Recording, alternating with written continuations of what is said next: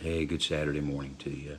I'm looking at John 12 today. John 12, we'll look at verses 1 through 8 as we consider today. It says, Then 6 days before the Passover, Jesus came to Bethany, where Lazarus, who had been dead, whom he had raised from the dead. There they made him a supper, and Martha served, but Lazarus was one of those who sat at the table with him. Then Mary took a pound of very costly oil of spikenard, anointed the feet of Jesus, and wiped his feet with her hair, and the house was filled with the fragrance of the oil. But one of his disciples, Judas Iscariot, Simon's son, who would betray him, said, Why was this fragrant oil not sold for 300 denarii and given to the poor?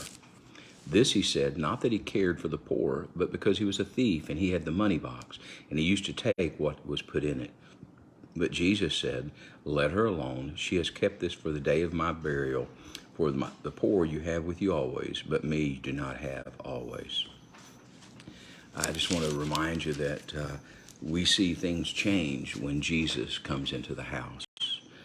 Jesus sits at the table and allows to sit at the table with him one who had been dead, but he raised from the dead. And we see, of course, that Martha is serving. Martha is always about serving. That's how she shows her love for Jesus. Love for others is by serving. But Mary took and poured the oil on Jesus, the costly spikenard, because she also loved Jesus. The acts of gratitude that we see, one of serving, one of sitting and being in the presence, and one of giving the costly spikenard, the fragrant oil. All three of those are ways of showing gratitude and love to Jesus. And we ought to be about that ourselves, showing our love and gratitude to Jesus.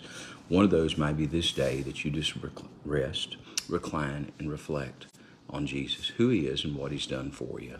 I pray you have a wonderful day. Tomorrow is Sunday. Sunday's coming, a day of worship as we gather at Westview for life groups at 9 o'clock, 10 o'clock as we worship together and sing and hear the word. And so we invite you to join us if you don't have a church home, a place where you can worship, because we mean it when we say at Westview, we're here for you. So you have a great day, and God